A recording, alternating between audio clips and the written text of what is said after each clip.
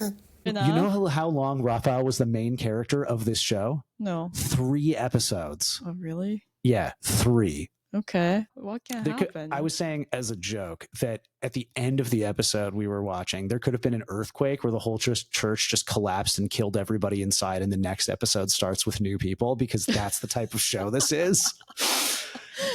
So I'm not ruling out that everyone dies and there's another new character in the last 3 episodes, because like this show would go there. Okay, or maybe they can say, "Oh my God, Earth is moving." You guys are right. Yeah.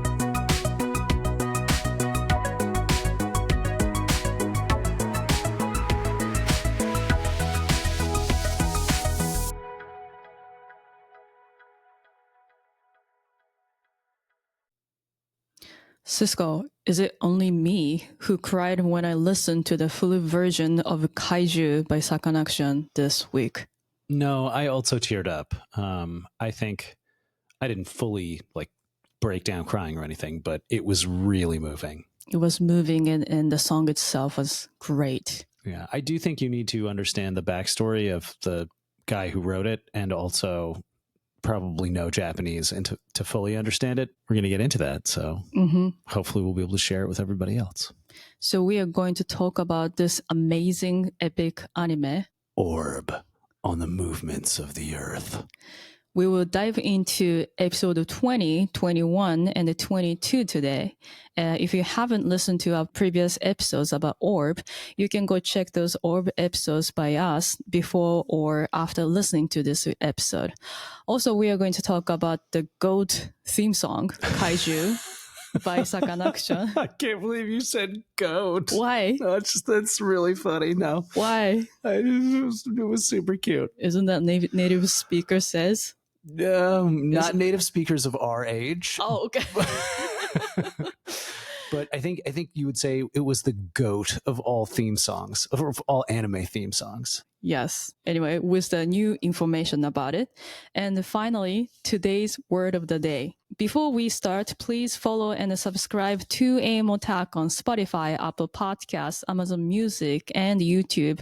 Or you can spread the word and tell your friends, family, coworkers, and whoever might be interested in knowing about anime, manga, Japan, Japanese culture, and language. Okay, let's talk about episode 20 first. Okay. Episode 20 is the Jolenta time. Jolenta seems she was about to meet her own father, but... Did that happen at the beginning of the episode? Not the beginning. Well, not the very end? I think Jolenta, was telling a story about history, like how history is important to Draka. Right. It was a pretty long conversation. Yeah. And then Draka had no idea what was going to happen. Right. She's like, I'll help you get away. And you think, oh, this is the part where Nowak and Jolenta are finally reunited and they have like either a confrontation or a heart-to-heart or some kind of meaningful reconnection. And instead, Jolenta just builds like a bunch of flammable explosive objects around her. Nowak does not even see or notice that it's her, and she explodes and dies. And he finds her arm, hand, and hold it. Doesn't know it's her hand, right? I don't think he knows. Finds like a piece of her body and is like, oh, too bad she blew up, but like doesn't know it's her. It's so sad. It's so sad. It's just like, this show never stops surprising me with its willingness to abruptly kill characters without any kind of dramatic resolution. Mm-hmm. I mean, I guess it's very dramatic, but without the dramatic resolution you might expect. Mm-hmm. And this is where it really feels just so Game of Thrones to me. Like the shock of Ned Stark dying at the end of the first season of Game of Thrones, where you're like, wait, they can't kill him. He's the main character. I know. Just gets repeated over and over again in the show in a way that's just so painfully real. Like I often feel that I wish video games, anime, etc., did a better job of recognizing the fragility of human life and the ways in which nobody's that important and people just die kind of randomly for like bad reasons all the time. And oh oh man, this is the show that does that. And it's just like, whoops, you slipped and like landed on your neck. Like now you're dead. Too bad.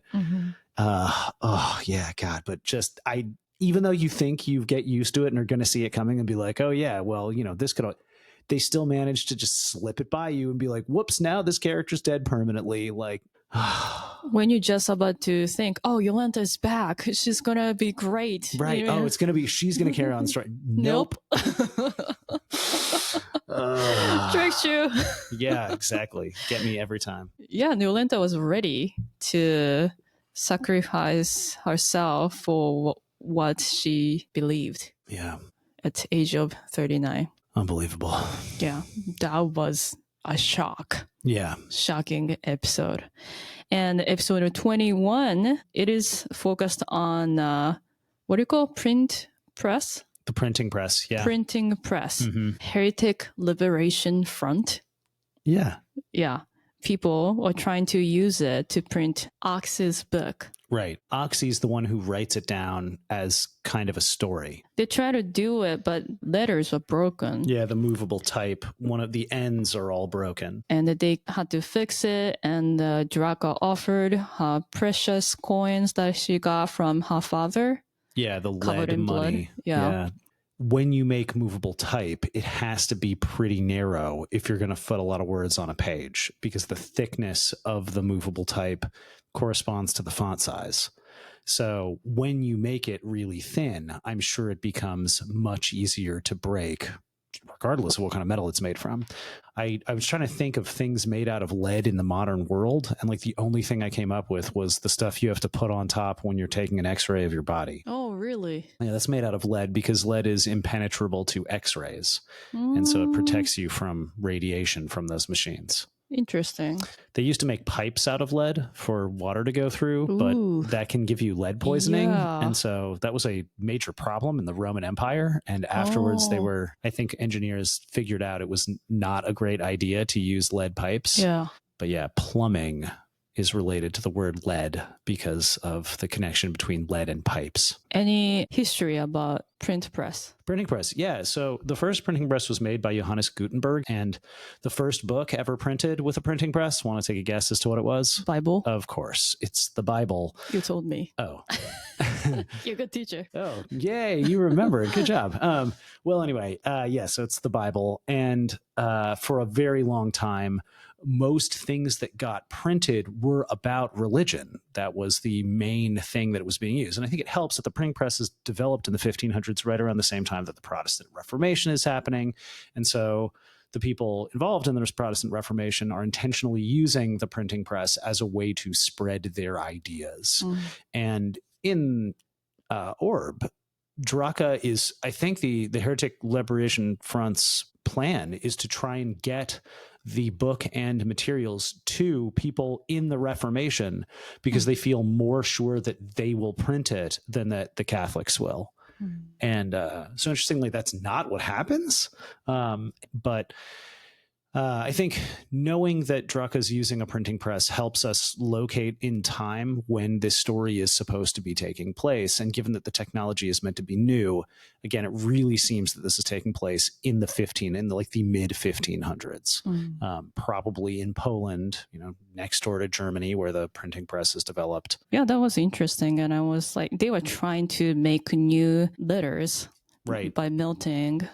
Yeah, and that seems plausible that all you have to do is melt the metal into, and I think lead probably, I don't know, I'm just going to guess that lead melts at a lower temperature than other metals. And so that may have been a factor in why they chose to use that. Well, anyway, so it's not clear how many copies they're able to make. But then they are confronted with this problem of getting found again, and they have to move again. And it doesn't seem like they're going to be able to take the printing press with them, which would have been insanely heavy and difficult to move, as well as hugely suspicious, given that there are not very many printing presses anywhere in this time in history. So that's, I think, part of her plan to escape to somewhere controlled by the Reformation and try to use a printing press they have access to continue printing the book. But then, yeah, it's notable that that's not the direction it goes. And then episode 22, which we just watched, after Draka suggested, you know, she's a good pitch salesperson, I think. Right. Yeah. Very persuasive. I think she succeeded running away right. from Nowak. Right. Where she reached was like surprising. Yeah. She goes back to the same church run by the archbishop she encountered in the village several episodes ago. The, from my view, totally corrupt archbishop who had Jolenta, or was ready to put Jolenta to death for no crime, just to undermine Nowak 25 years ago. And who totally attempts to like buy Draka from her uncle, right? As like a, I don't know, seems like she's going to be like a sex slave or something, right? And then she goes to him being like, well, this dude is definitely corrupt and persuadable by greed to do things, and pitches publishing the book directly to his face. And I can't totally understand why she doesn't go to somewhere controlled by the Reformation, which is the plan she pitches to the Heretic Liberation Front members when she's getting them to agree to like cover her escape. Do you think it's just because that would be so much farther away and she'd want to make sure that she escapes? Or was her plan always to go back to the archbishop because she knew she could get him on the hook? Well, maybe that'll become clear in the next couple episodes, but she succeeds in selling him on it, being like, well, essentially, you're the bishop. You get to say what's, you know, heretical and what's not. If you just decide that heliocentrism isn't heretical because it's, quote, just a theory, then that's okay and no one will get in trouble. And, you know, isn't it true that no one else is being persecuted for heliocentrism except in this area? And I don't know whether this was a thing that Uoto-san researched and knew about, or whether he just assumed that this is how it worked and was right. But this does seem to have been the case, that how intensely heretical ideas and heliocentrism specifically were suppressed was a function of like the top ranking person in that area's personal like desire to either suppress it or not suppress it.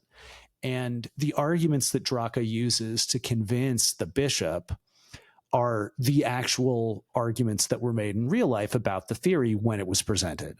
So Copernicus sort of recognized that his heliocentric model could potentially land him in hot water.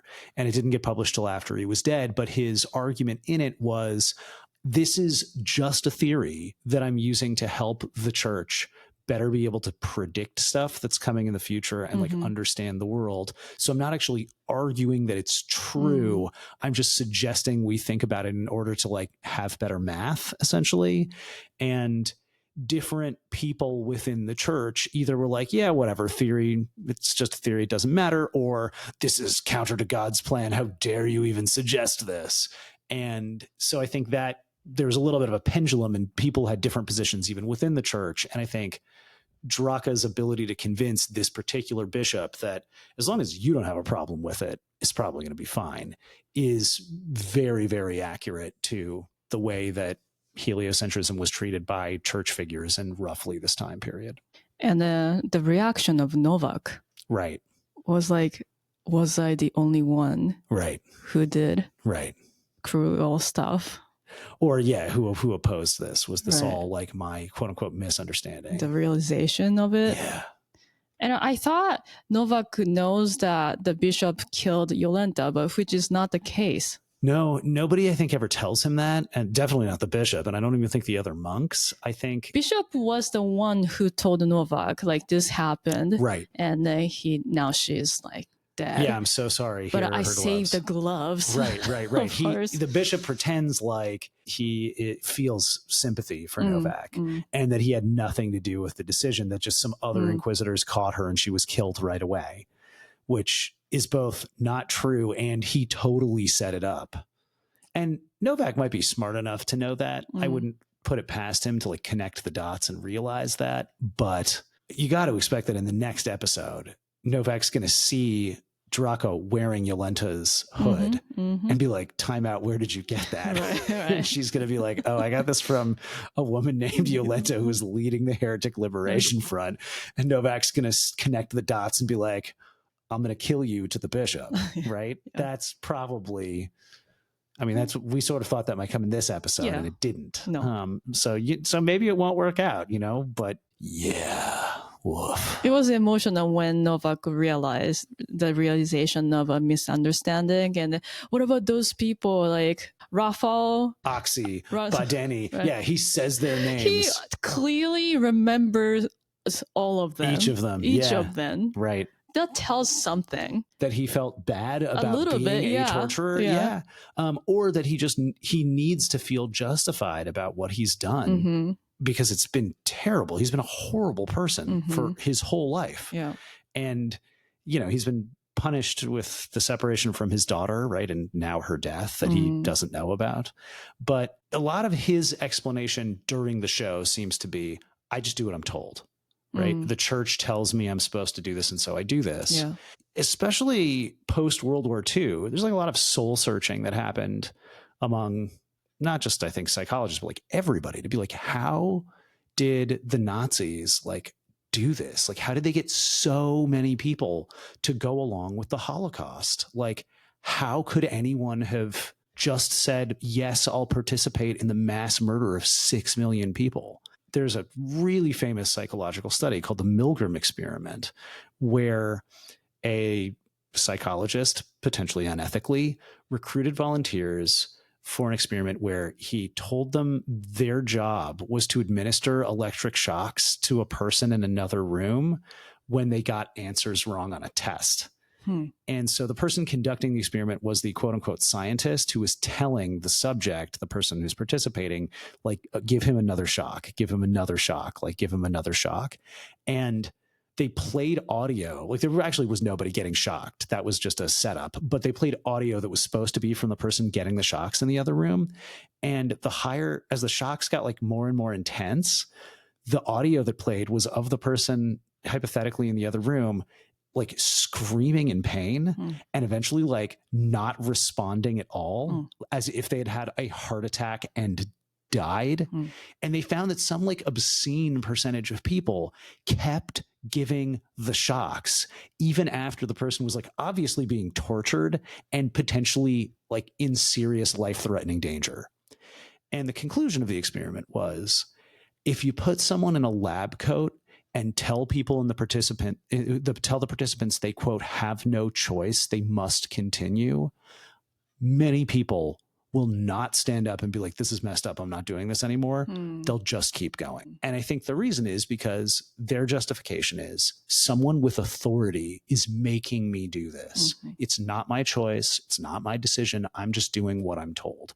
And so Nowak really feels like that kind of character who isn't able to stand up to the church and be like, I'm not going to torture people just because you tell me to, or who attempts to convince himself that what the church teaches him about, heretics and everything else is true and therefore must be acted on. And so it really seems like the series wants to comment on that part of human nature, the part of us that does what we're told, even when we kind of know in our hearts that it's not right, and the dangers of not contesting something is wrong. Sorry, went on a little long there, didn't I? No, that's okay. That's okay. Yeah, I can't wait to watch. That was 22 episodes, so there will be 3 more. Three more feels like a lot. Really?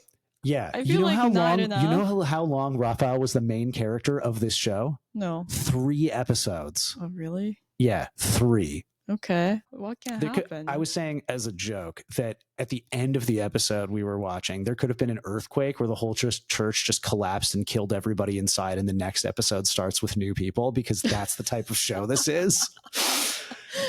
So I'm not ruling out that everyone dies and there's another new character in the last 3 episodes, because this show would go there. Okay, or maybe they can say, oh my God, Earth is moving. You guys are right.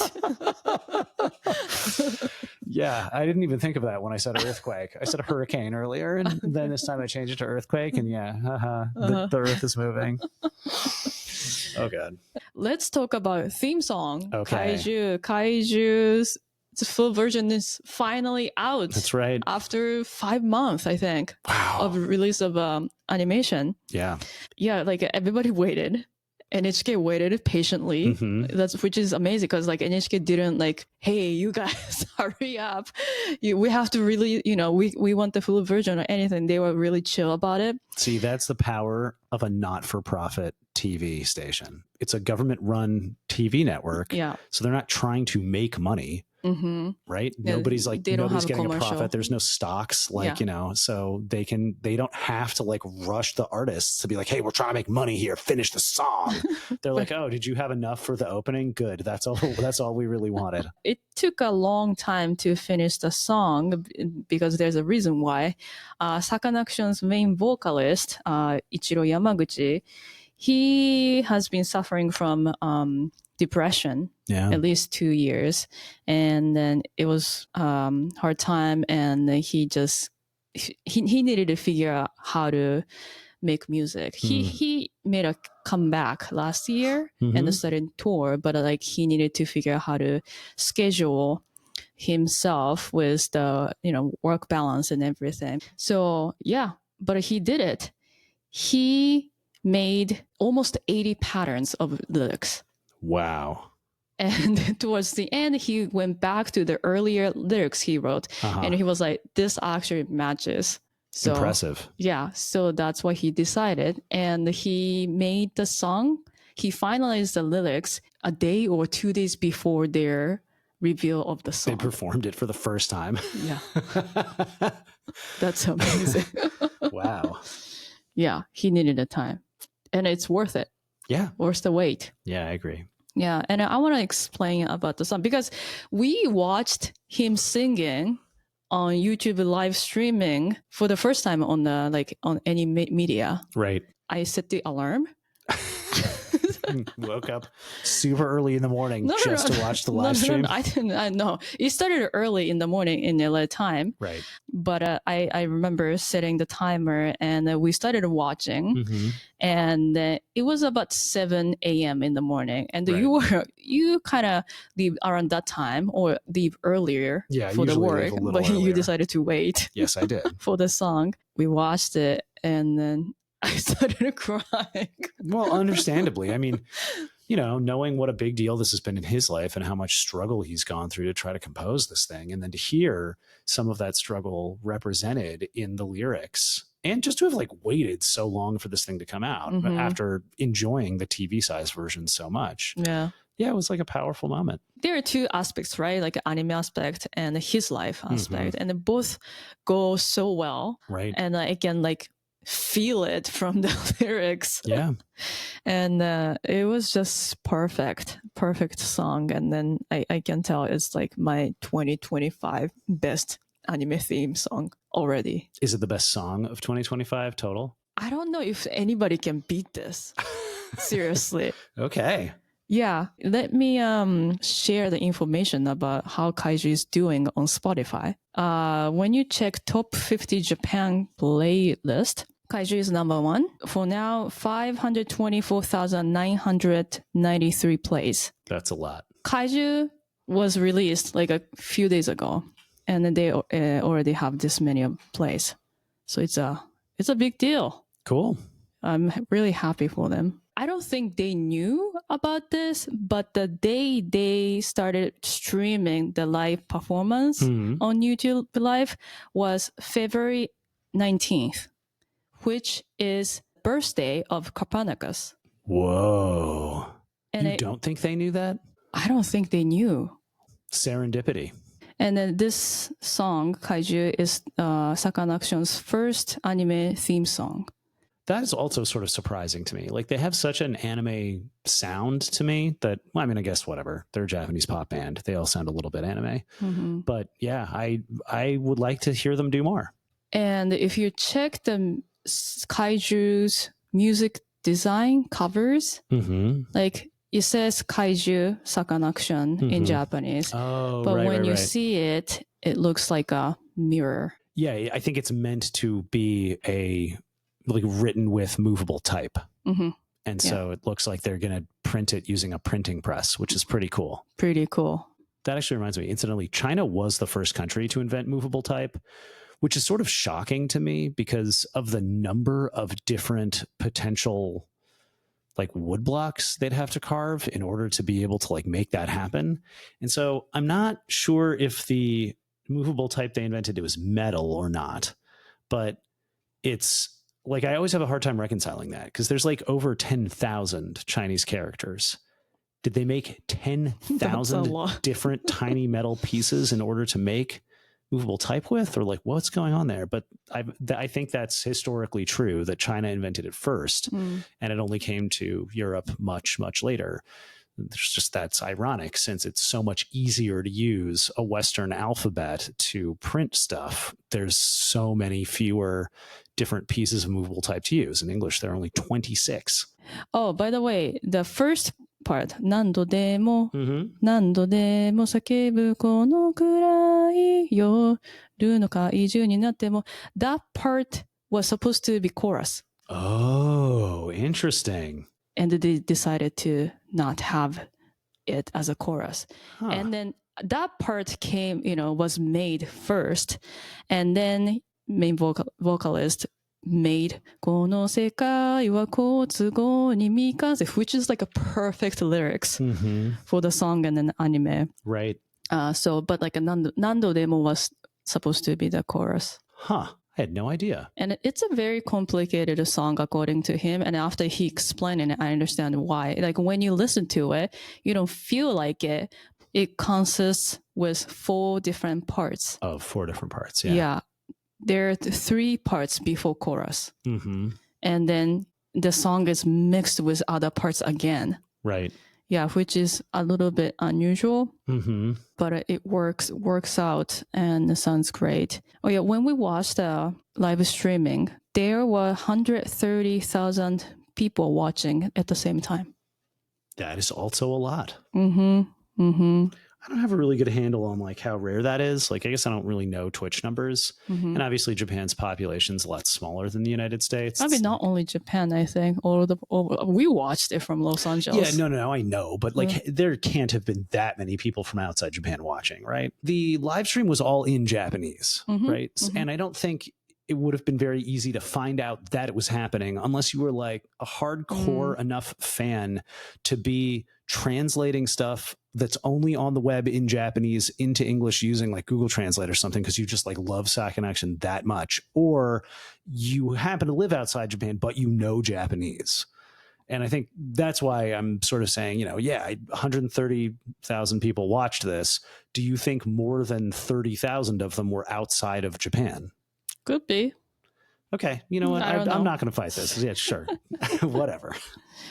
So for now, for the limited time only, you can watch Kaiju's music video collaborating with Orb. Yeah, and I got to say, this is one of my favorite things ever because way back in the day, I think this was more common where you would have a music video with animation from a series or from a movie or whatever that had the original sounds from the animation mixed together with the sounds of the music.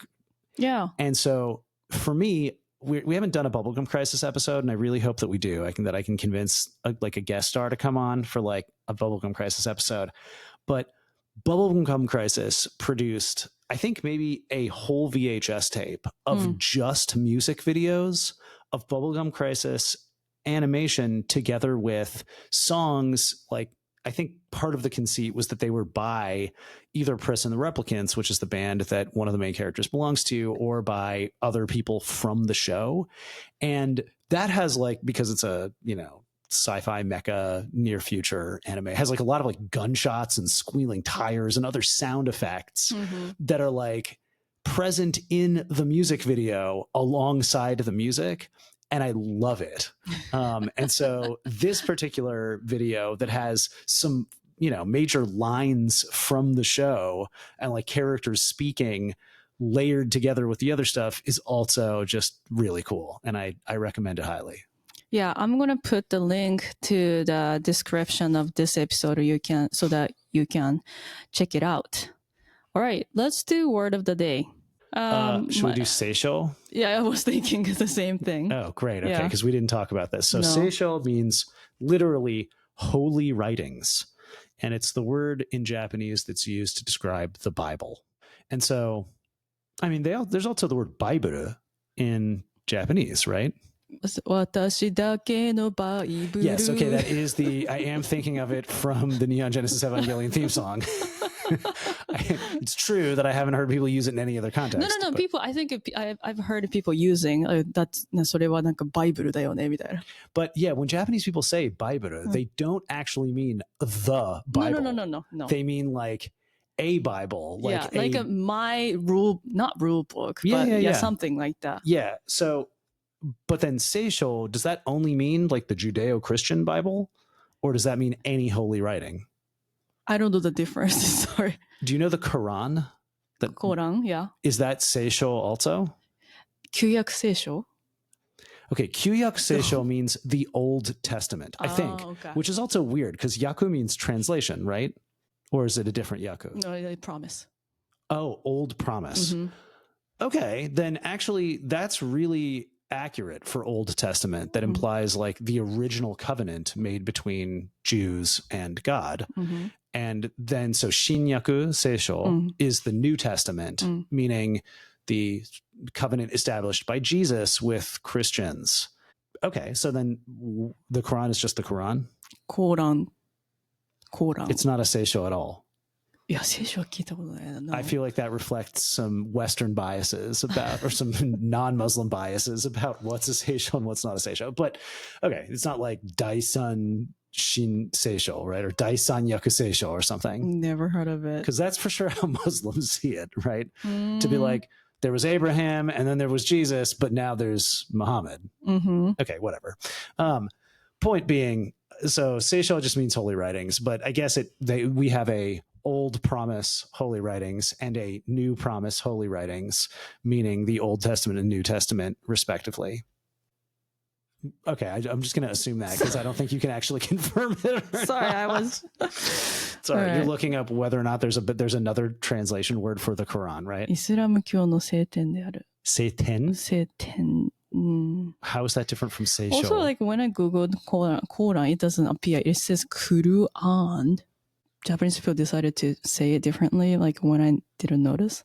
I think that's been kind of actually true in English too, is we've like gone through some different spellings of Quran in English in the last 10 to 15 years. And so I think, a long time ago it was probably Koran, and now we're using like QU''RAN and stuff. Like there's some turnover in like what the appropriate transliteration from Arabic is.